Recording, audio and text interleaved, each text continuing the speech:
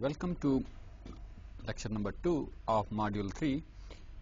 In previous lecture, that is lecture number 1, we discussed the modeling of governing system, and now in this lecture I'll try to model the turbine as well as the generators, and so that we can see how we can control the frequency of the system and how the various loops are working in this ALFC, or you can say load frequency control. So to have this turbine model, as I discussed, we can have the steam turbines or we can have the water turbines, means the turbines which are used for the hydropower generators, that is called your hydro turbines. Here I have written this, and if we are using the steam as a energy flow medium, then it is called steam turbine. Steam turbine can have either reheater or without heater they can work. If it is without reheater, then we can write the steam turbine in a very simple transfer function, that is a GT. G is the transfer function and T denotes the turbine. In the S domain, I can say here it is a KT, that is the gain of the turbine, over 1 plus S TT, and this TT is the time constant of the turbine. And normally this TT is approximately, that is a line between 0.1 to 0.5 second. For hydro turbines, here the transfer function is slightly different, and here I can write the gain of the turbine is KT, that is multiplied by 1 minus 2 STW divided by 1 plus STW, and here TW is the time delay. Why this time delay is involved? Because the water is coming from very far end, it may be through the penstock and other things, and it will be having the time delay as well. But if your steam turbine is having the reheating facility, then we have to model that reheaters as well.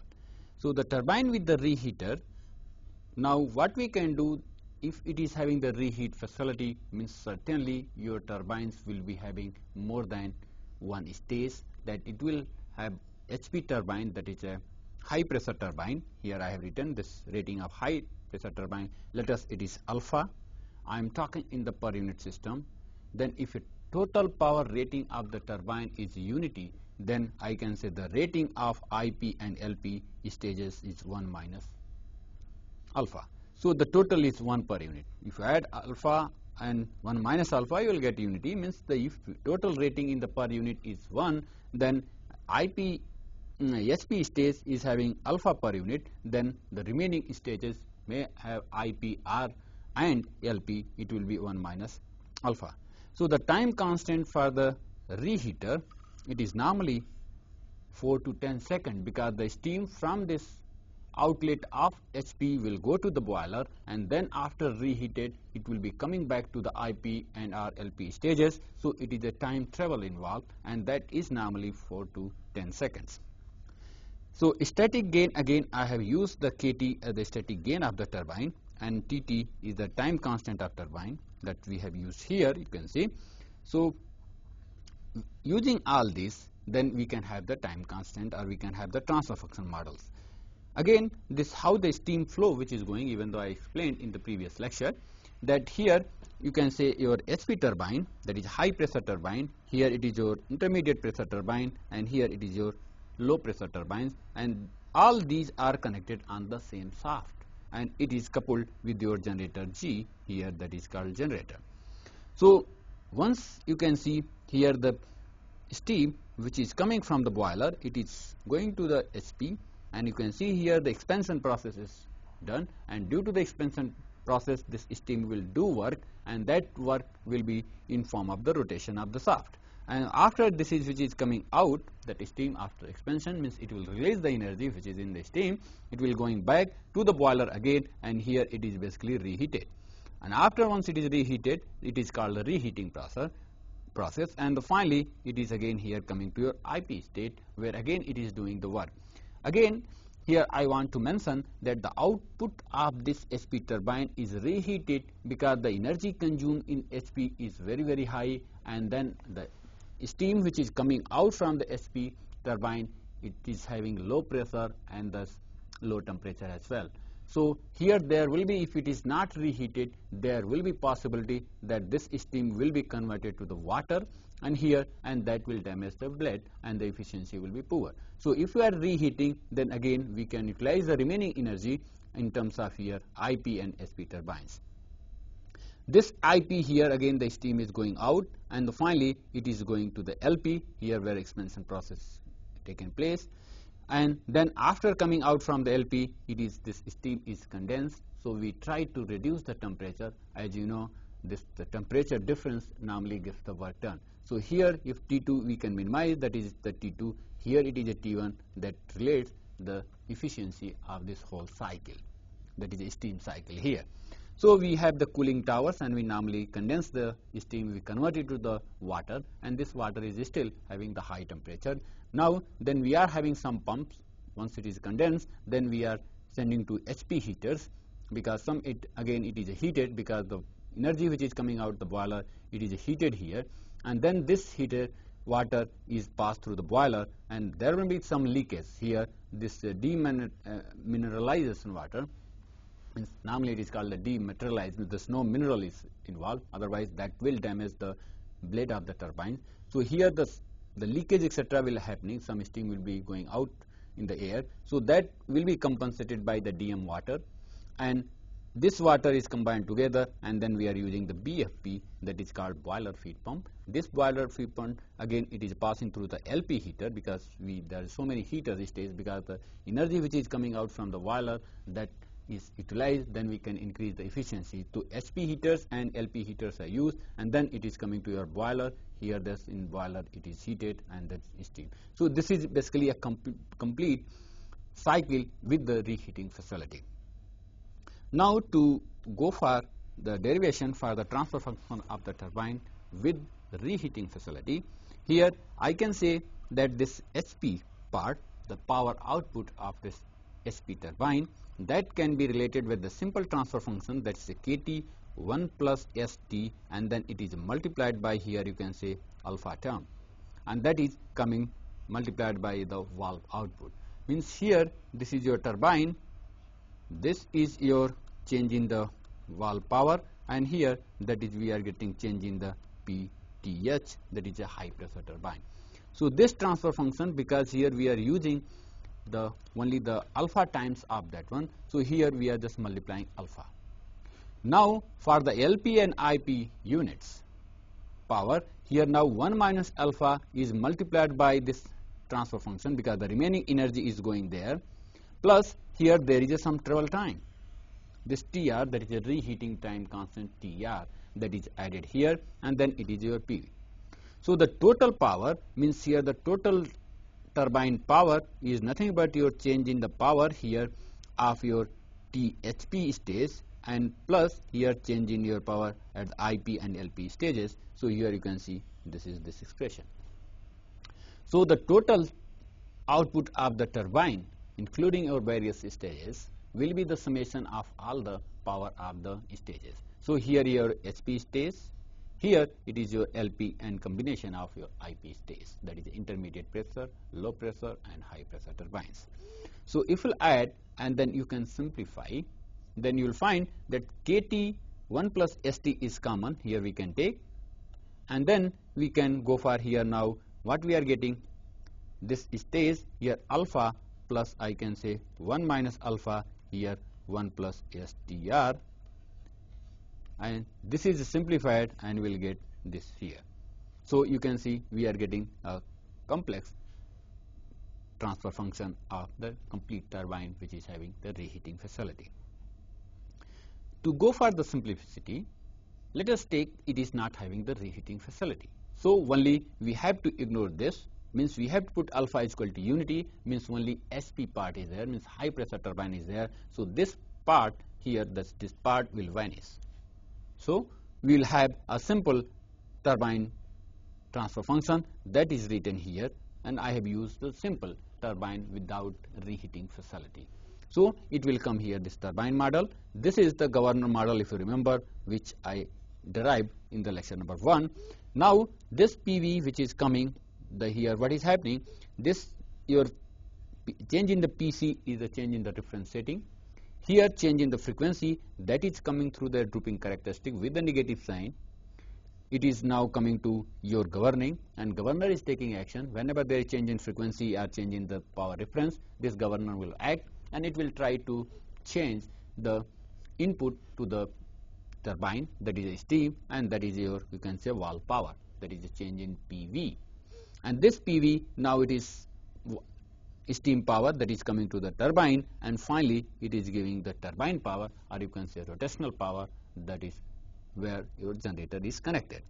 So now this is the model of your governing system, this model, this is your turbine model, and now this is going to your generator where generator is coupled, and we will see the generator model later on.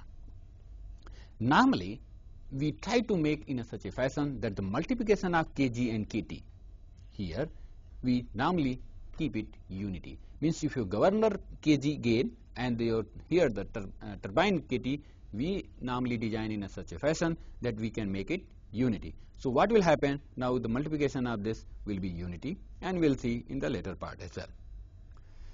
Now let us see, now keeping this Kt and your Kg is unity, we can write here this change in the power. Means from here, from this expression we can derive what will be this change in the turbine power by, in terms of, you can say, change in the reference setting and in terms of frequency setting, and we can write it a simple way, because this minus 1 upon R change in Fs, and that is multiplied by these two time constants, or you can say transfer functions. So here you can see that is what we are getting. This is the transfer function of governor, this is a transfer function of turbine, that is multiplied by the change in the reference setting minus change in the frequency divided by R, that is a regulation or constant slope, or you can say drooping characteristic. You will see that later on again. So we can write this is a complete this input output relation. So in this case, input is here a change in frequency and change in your reference power. Now to see this, the impact, or you can say the change in the steady state turbine output power, that is a change here. I normally say this change in PTSS. The SS denotes the steady state condition. You know this final value theorem. If there is any change in any of the input, then as per final value theorem, we can obtain the steady state value by limiting S tends to 0, multiplying S with this your output here, that is change in turbine power in S domain. So here once we are going for this and we are putting here, now we can get the steady state value of the turbine, that is a PTSS. First case, I am assuming there is no change in the frequency of the system, and we want to change the output of the turbine by changing the step response. Means suddenly here you can see in this here the step change here time is changed and the reference setting is changed up to this magnitude. So this is the step input response. Just I want to know here this change now in the domain, you can say S domain, the change in the PCS will be nothing but for this one, we know it is a change in PC, that magnitude here, this is your magnitude, divided by S is your step response. So after putting this value here and putting your change in Fs is 0, so and putting S multiplied here, we can get this steady state value in the turbine output. That is, we can see here what we are going to get. Here we are to change it here, what we'll get here S, and here this is this by S, so S will be cancelled and all this S term will be zeros here, 0 0. So we are going to get here this expression. So it shows that whenever you want to go for the steady state increase, means there is step input, it will be finally it will be settled to its power, turbine power will be increased. So when you are willing to increase the power, this steady state value will be increased. Of course we have the time constant, so it may require some times and it will settle down, but the final value will be change in PC. In another case, let us suppose I don't want to change the P reference, that is PC, means I don't want to give raise or lower command. So, and frequency is changed, means suddenly if system frequency changes, and again I am talking about the step change in the frequency. Here again I can say this is your time, and change in the frequency here, that is your change in F. So this magnitude is changed. So I want to see how much the turbine output power is going to be changed during the steady state condition. Here suddenly change means there will be some settling transient, and finally it will be settled. So here what in this case, now this change in the PCS is 0, and we can put it 0, and we can get the expression from here. From this expression here we are getting change in the PTS will be 1 over this governing transfer function, here your turbine transfer function, and multiplied by change in F divided by SR, because here the change in F is here change in F divided by S, and R is already regulation. So again using your final value theorem in S domain, we can get this PTSS here, means we can get again this change in PTSS is nothing but limit S tends to 0 S into change in PTS. So using this we can get this expression final, that is with the change in the frequency.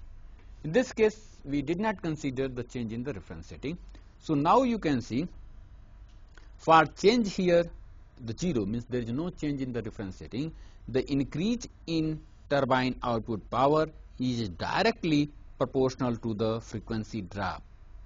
What I want to say, why it is drop, means here I am talking this increase, here I am talking drop, because the term where we are getting here is a negative. Means if your frequency falls down, the turbine output must increase to maintain the frequency, as we know. We require that, and this is giving that characteristic.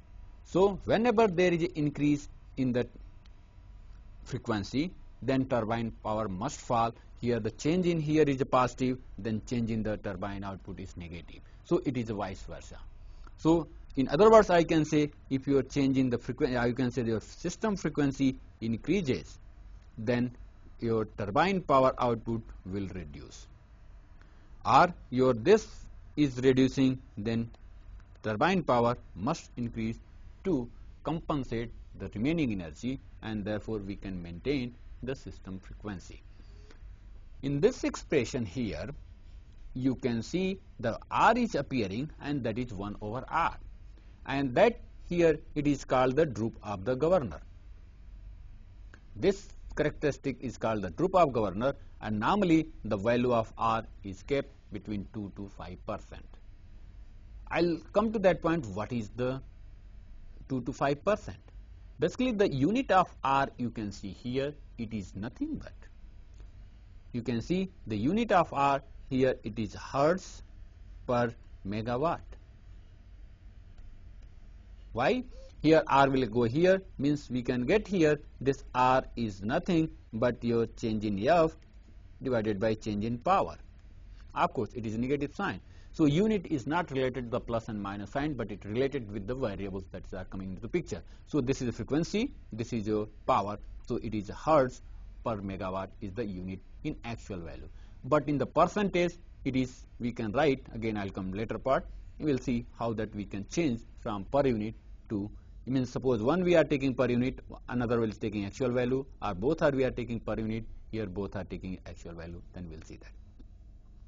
So this here gives a relation that your change in frequency will be negative of the change in your the turbine output. So when power is increasing, frequency here it is increasing, what will happen? The frequency of the system will be changed accordingly.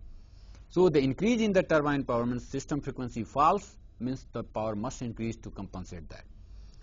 To see that, let us see one characteristic here. This characteristic is nothing but your the droop characteristic, and here normally you can say this is the nominal frequency. In our case it is 50 hertz, and this is from 50 hertz to that we have increased to 1.05, means here it is 1 per unit, you can say. So this is the change in the frequency, and here change in the turbine output power, and this slope which is showing 1 upon minus r. So we have the family of curves. This is 1, here we have 2, here we have 3 curves and 4 curves. What does it shows? That here for 100% power, if this load is removed, if this load suddenly comes to 0, your frequency will be increased by 5%. So here frequency will becomes 1.05, means change will be point, here now your change will be 0.05 per unit. So this gives that if you are loading 100%, your frequency, if it is 100 rated to 50 hertz, and if you are just changing, then again there will be change here with the 5%.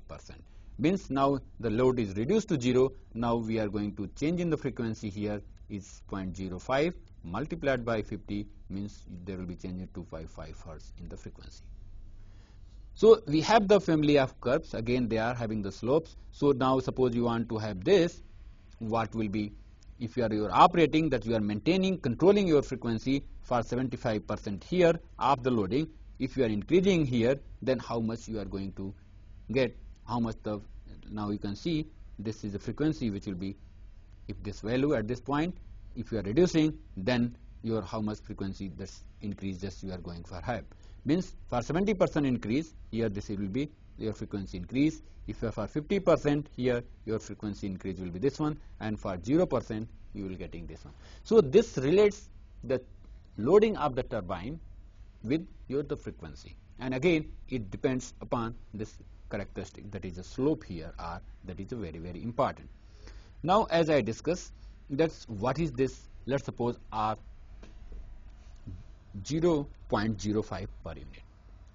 As I said, the unit of R can be your hertz per megawatt, or it can be your hertz per unit megawatt. Means here the megawatt is in per unit. So just I am writing, because the per unit is very confusing, because per unit of hertz will be different than per unit of megawatt. So it is better to write the per unit megawatt, means power we are using in the per unit quantity. That we can also write here pu hertz over this pu megawatt, and this is called completely pu. Means your change in the frequency in the per unit here, and the per unit megawatt, it gives you per unit value.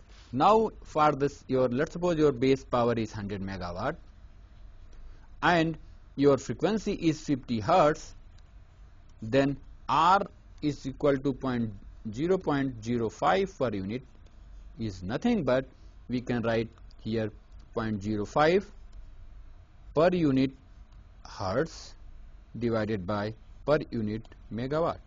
Now we want to calculate in the actual value. So here 0.05. Now from per unit to actual value, we have to multiply by its the base value, and that is 50 hertz.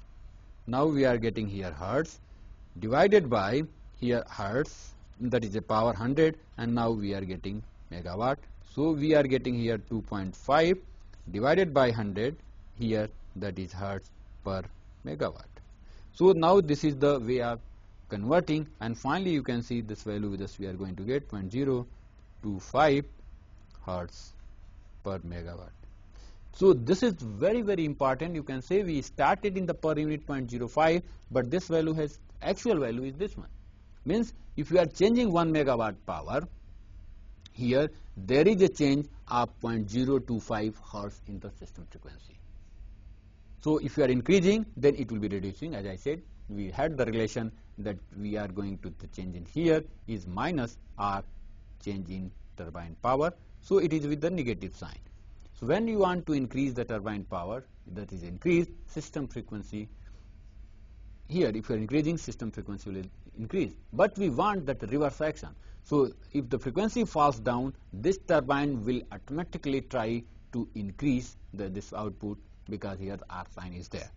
So this is basically the concept for this R, that is a regulation. So we saw the combined effect of governor and turbine. modeling. Now let us model another very important component in this load frequency control, that is generator.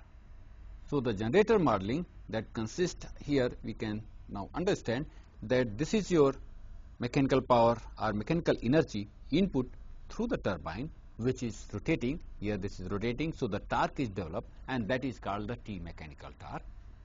Now on the shaft, your electrical, that is a generator, is connected, which is giving output in terms of electrical energy. And you know the turbine generator system is nothing but we are from mechanical energy, we are converting to the electrical energy.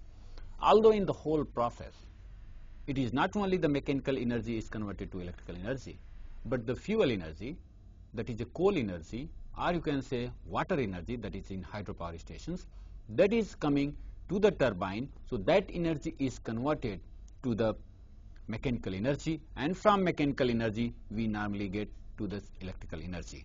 So you can see this turbine torque T here, that is coming, this T mechanical, that is going in one direction here. This, let's suppose this rotating, trying to rotating, but the electrical, that is output, it will try to oppose, and that is basically the equilibrium condition.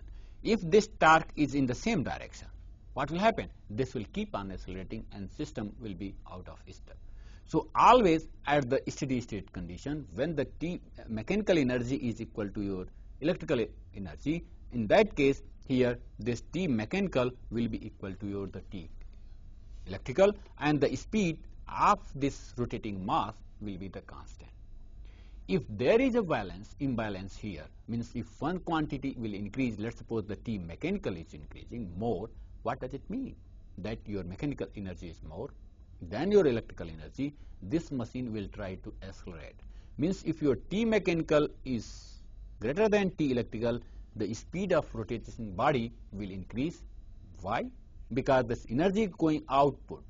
Here output energy, input energy, some energy is here kept. As you know, the energy cannot be wasted. So as per energy conservation law, that energy is going from one form to another form. Means that mechanical energy, since it is more, we are getting less energy. So that energy is, mechanical energy is going to convert it into the rotational energy, and that is nothing but your kinetic energy.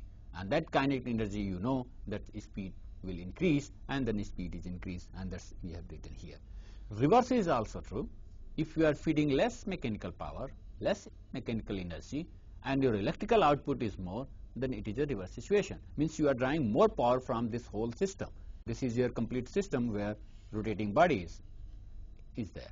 So if you are getting more, then what will happen? Whatever the energy which is stored in the system here, that will be coming out. Means the stored kinetic energy is released in the electrical energy, and this, if it is K is reduced, means the change in frequency will be reduced, and then frequency will fall. So in nutshell, I want to say that T mechanical, that torque, acts to increase the rotational speed. It will try, because input you are giving, it will try to increase. Whereas this T electrical will act to slow down the rotational speed, and thus it will do some work, and then electrical energy will be generated, and that is three-phase power that is you are going to get. To model this, we have to have this rotating body concept, because there is some energy, that is a input and output. It has some inertia, that is the inertia constant, I can say I, which I have used. I is the inertia constant, and here it is rotating, that we have the angular speed omega.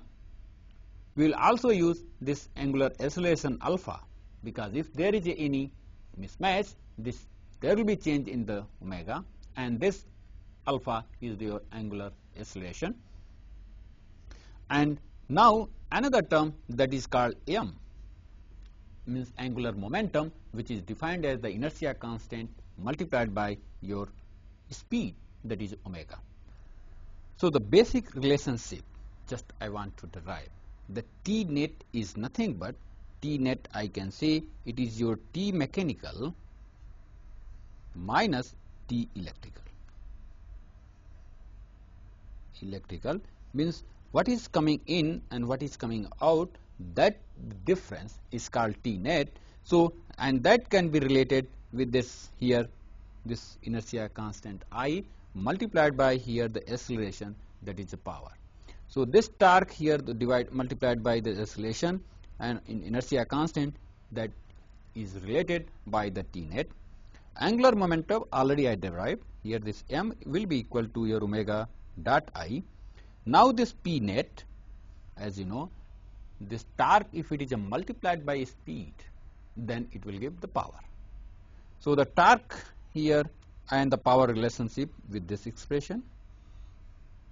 Now if we put the T net value from here, this first equation we can put here, and now we can use this omega into I here, this relation, so we can derive m into angular acceleration, that is alpha, will be nothing but your P net. Here we are talking all the values in actual quantity, you must remember this, because in the per unit this P net will be equal to T net. Here we are talking this P is in megawatt, this is in Newton meter, and this is in radian per second. So here everything here I am deriving in actual quantities. Later on we will convert to the per unit if you want to calculate in the per unit, otherwise you can also use in actual quantities. Now, so as I said, the T net is nothing but it is the T mechanical minus T electrical, and this is also called as the net accelerating torque, and sometimes people call it the TA. So TA, T net, in different books you will find the different names. So this is nothing but the difference in the input torque to the output torque. So that is the net which is inside the rotating mass, and that is called net accelerating torque. M is angular momentum of the machine. I, as it's defined as the moment of inertia of machine. Alpha, that is a rotational acceleration in radian per second square, and omega is your rotational speed in radian per second.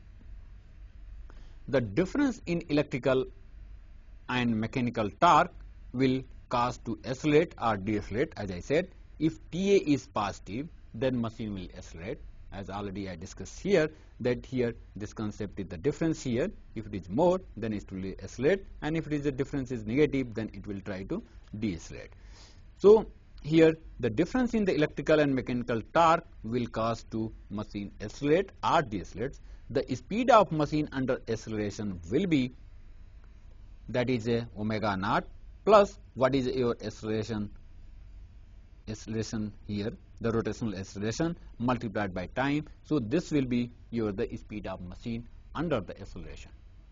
If there is no acceleration, then the speed will be your omega naught. Omega naught is the base, or you can say constant speed, where both are balanced. The T mechanical is equal to your T electrical. So this relation is very widely used, and we'll see in the later part of this lecture. We also know that this omega is nothing but this, here the phase angle of rotating machine is delta.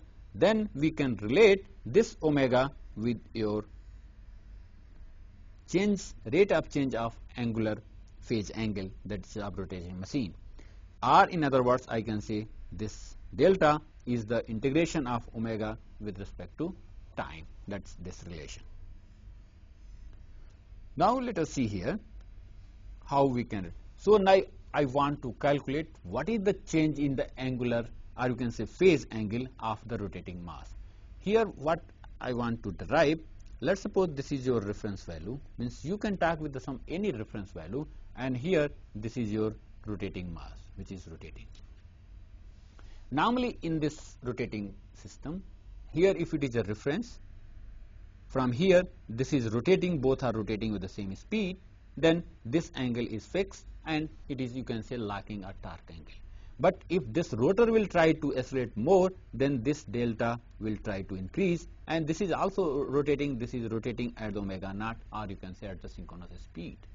Both are normally in the steady state, they are operating at the synchronous speed, so that this torque will be, this delta angle is fixed. But if it is accelerating, what will happen? This angle will increase. If it is a decelerating, then this angle will decrease, and vice versa. So change in this angle, I can say this acceleration minus with their initial, that is the phase angle of the reference angle.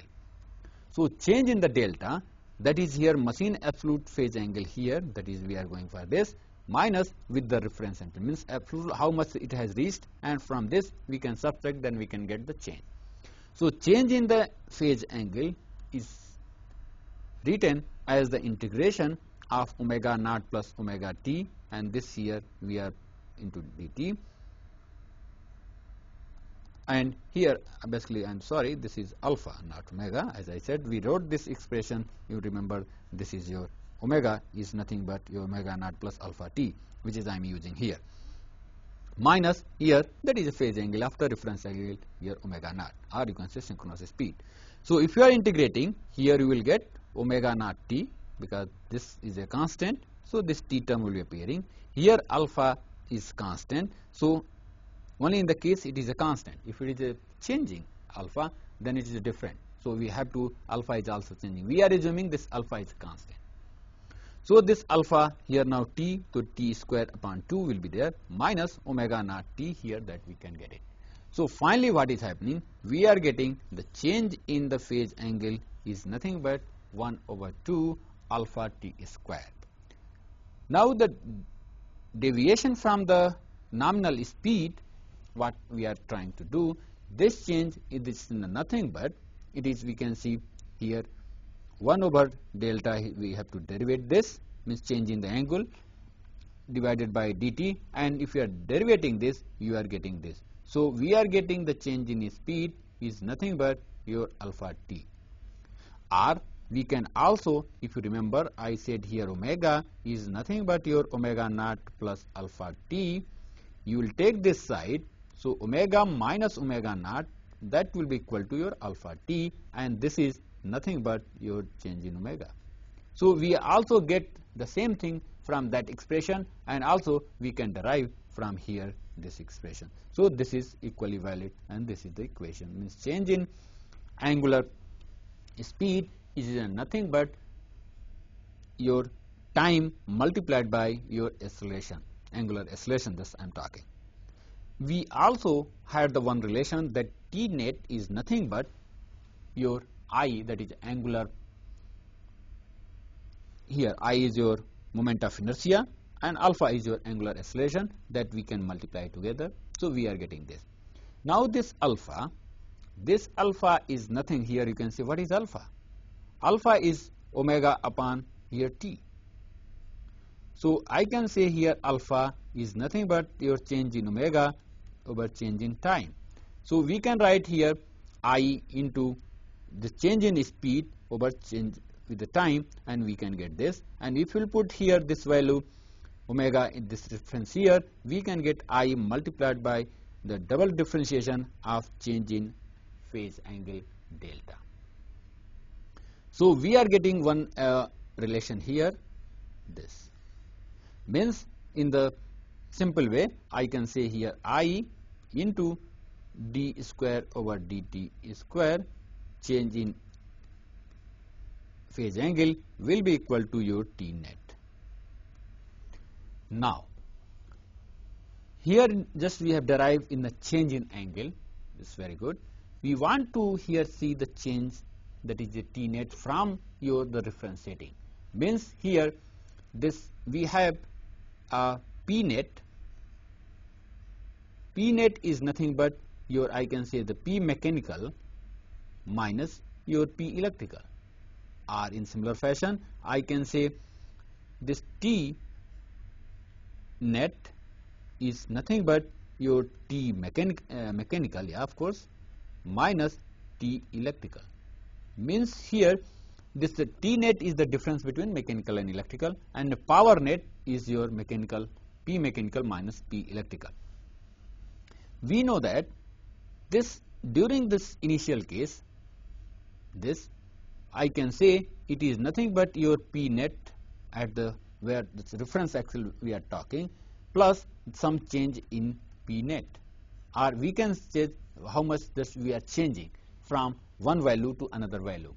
So this is your P net, that we are changing the P net we are getting, but the P mechanical is equal to your P mechanical naught, which was earlier, plus your P mechanical, or in other words I can say here we can derive this expression.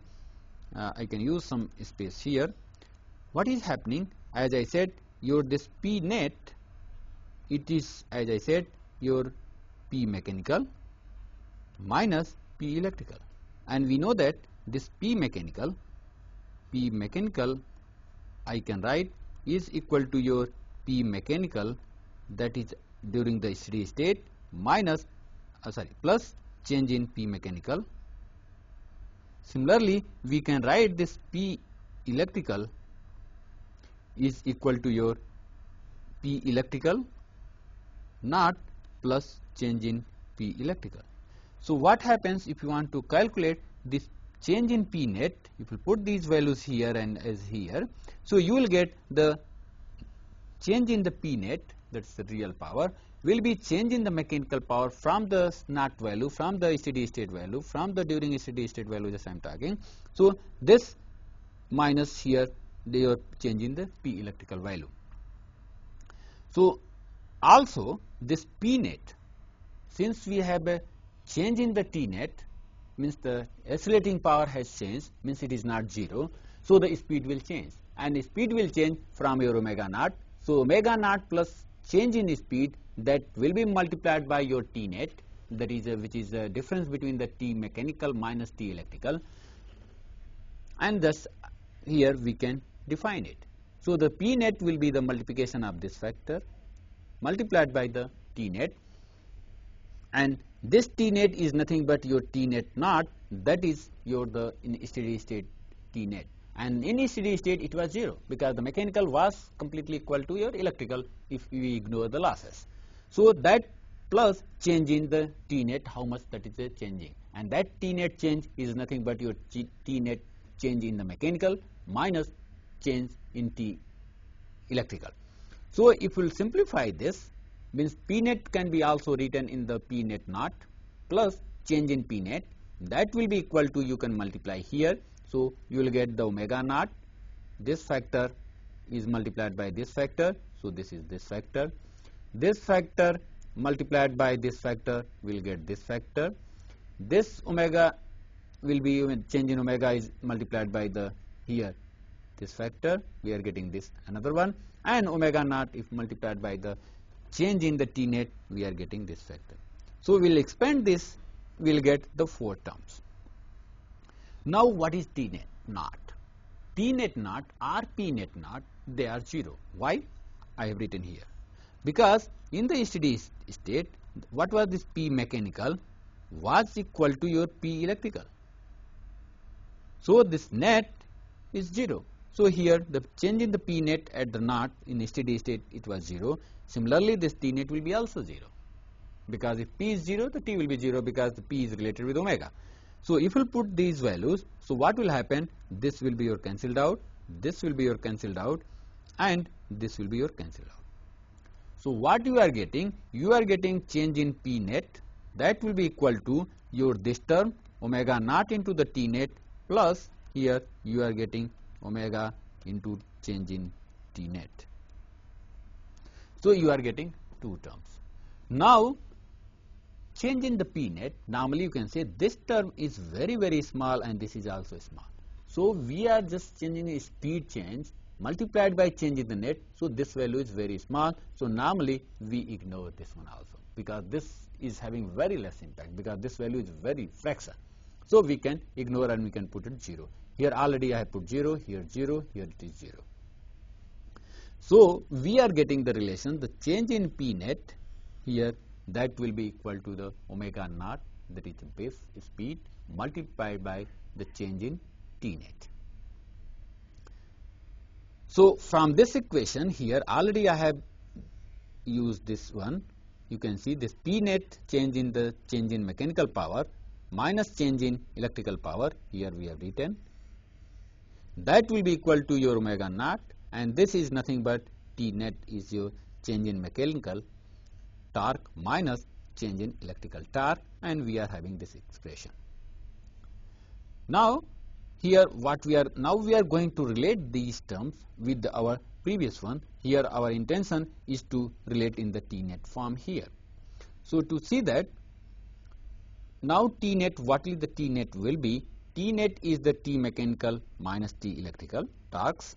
That will be here this mechanical plus change in the mechanical, and here minus torque electrical not at the base case plus change in the T electrical. What is happening? This and this will be cancelled out because they are in a steady state case, both are equal. So we are getting T mechanical, here is this change in T electrical.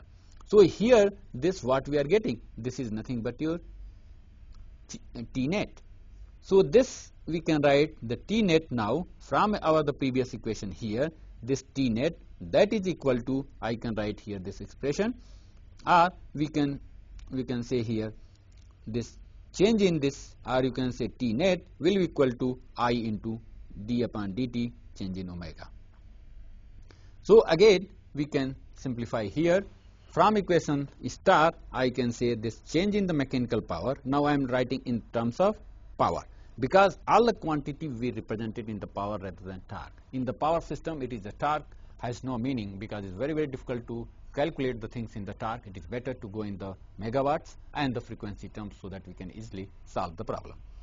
So here the change in the mechanical and change in electrical powers, that will be equal to, here I have multiplied this, and this is your nothing but the T net.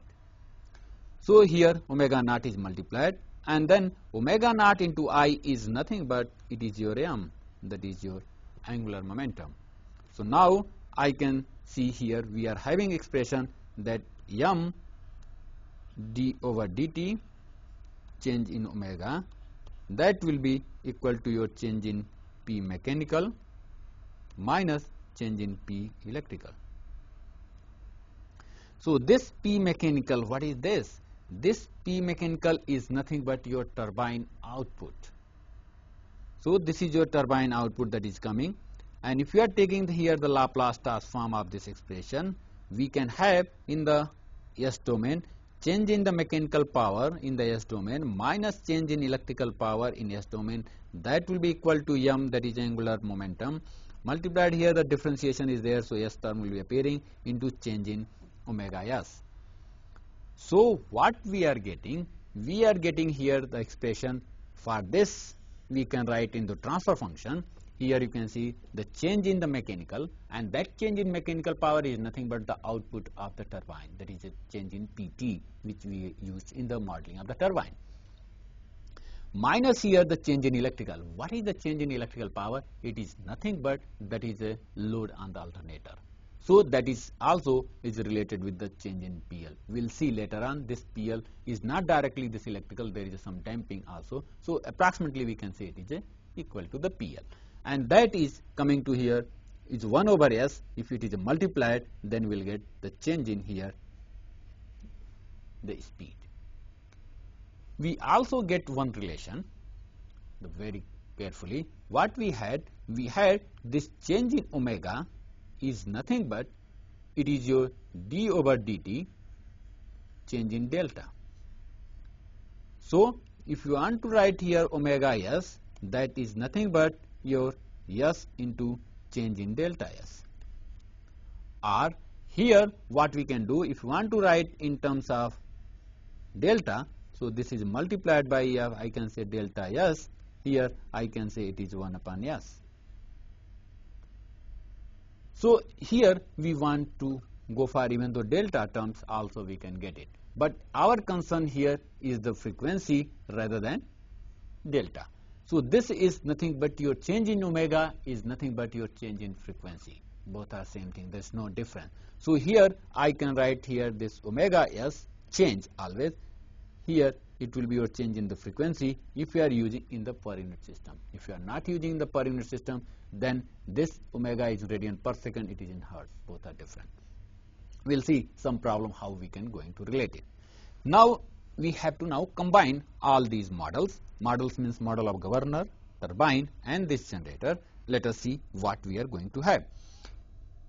Now we had here, if you remember, here it was your the PC, that was coming your change in the PCS. Here it was positive. Then we had some here the term with the negative, and we had some drooping characteristic, that is 1 upon are with the negative sign, and here it was coming your change in Fs.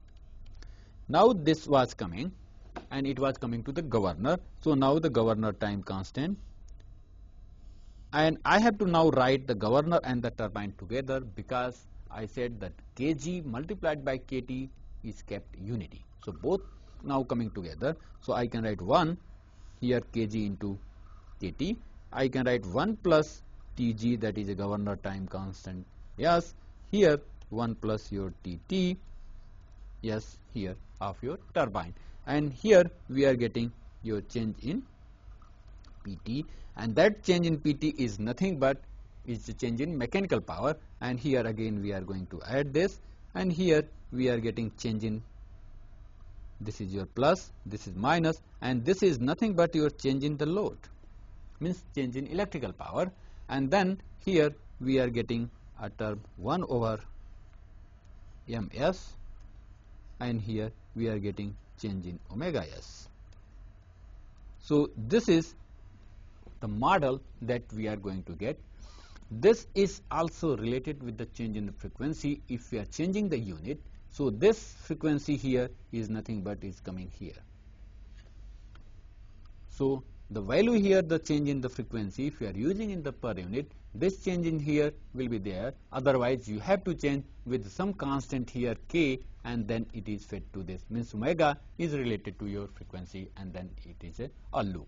Now you can see this is a loop, and we have to go for the solving, and you have to see the system, and this is normally called this primary control, and we'll see other secondary and tertiary controls later on. But here this load is not constant, it is also affected by the change in frequency. In the power system there are various loads, they are also changed if the frequency is changed. How? For example, let us suppose your induction machine is there, and once the frequency is changed, its torque is reduced, even the torque is changed, and once the torque is changed means the output of that machine is changed. So we have to model the system, we have some damping coefficient, that is d, that is related with your frequency and then your this load. So we have to relate the frequency and this electrical load with that, and then we'll see how much we are going. So that's why I said here it is nothing but it is approximately. So we'll see this, we will try to model that this change in, that is a change in P electrical. Here it is your change in the load plus some other factor, and that basically the modeling of load will give the system here. Now let us see in the power system there is not only one generator, there are so many generators. So and they are having the different R characteristic, that is regulation constants. R will be the different for the different.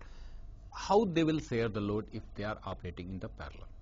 To see this, as I said, the characteristic that we can draw here, this is a load, that is a P that's there of generator 1, that is you can say PG1, and another generator here, it is I can say PG2.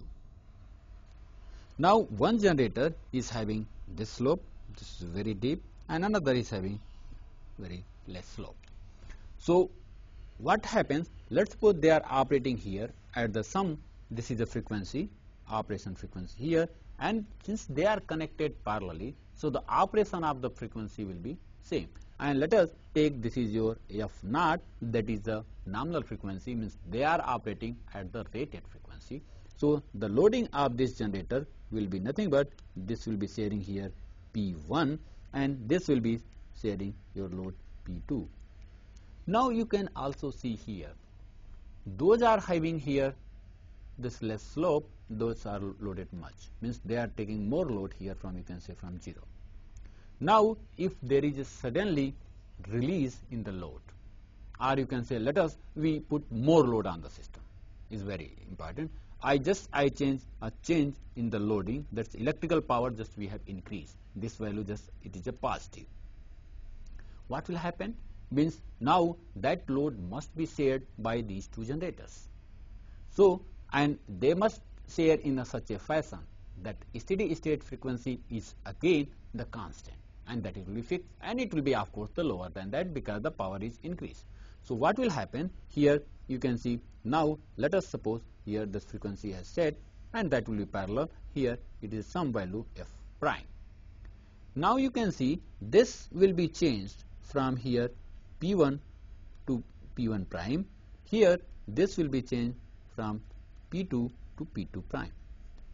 So the change in the loading means that is the difference here in the P1 prime minus P1 plus that is your P2 prime minus P2, that is nothing but your change in the load which has been taken place.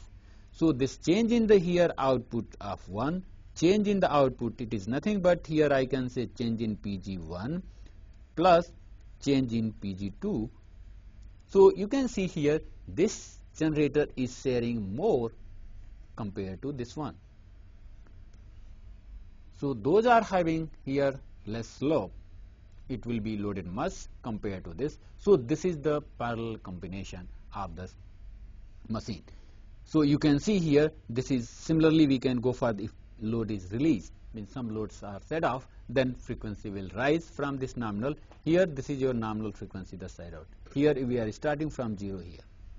So the sharing also here the system frequency will be constant, and then we'll have that system frequency. Based on that we can calculate what will be the loading of the system and generators, that and they will take care of that. So you can see the change in here from P1 to P1 prime, and here it is changed from P2 to P2 prime. So this is the load, that is if it is increased, so this value that they have to go for. If reduced, then we can also similarly what will happen if this is a negative, means we have reduced the load, what will happen, system frequency will go up, and you can see here f double prime. What will happen, the now net release you can say here, now we are getting here P1 double prime, and here we are having P2 double prime. So we have again you can say now we have shifted, means we have reduced the loading here and from here to here, and you can see that the reduction of load in this case is, in two case it is much higher than your this case. So this is your frequency rise, and again we can write your this change in now PL, that is negative. It is nothing but how much we are going for. This is here P1 minus P1, P1 minus here P1. Again here this will be the negative, I can say this double prime minus P1 plus here P2 double prime minus P2. What will happen now, this quantity will become negative, this will be negative, and finally the change in load is negative, means we are setting off the load. So this is the parallel combination of that. So in this lecture, now I can recap. In this lecture we saw the modeling of turbine, and however we used for this analysis purpose, or you can say simplicity, I have used only the turbine without the reheating. But if you are using some computers and other things, then you can use the detailed modeling. Later on also I'll use the turbine modeling without reheating, so that we can see the performance of the system, or you can say the various loops, that is a load frequency control loops. I also model the generators along with the rotating mass of the turbine. So it is your generator plus turbine rotating mass, and then we related the turbine output to the electrical output, and that is electrical output related with the frequency of the system. And then I combined together all these two, and then we saw that the complete block diagram of governing system, which I discuss here the governing system in the lecture 1, governing, then turbine, here the load, and then we saw this performance. Another term is, another model is left out, that is your load model, which I will discuss in the next lecture, and then your complete one loop, that is a primary load frequency control loop, is completed, and then we'll add the load model as well, and then we'll have a complete this ALFC primary loop, and we'll see the performance, that is a steady state performance as well as the dynamic performance, and then we'll analyze the loops and we'll see what else are required for maintaining the frequency to its rated value. So we'll discuss in your next lecture. Thank you.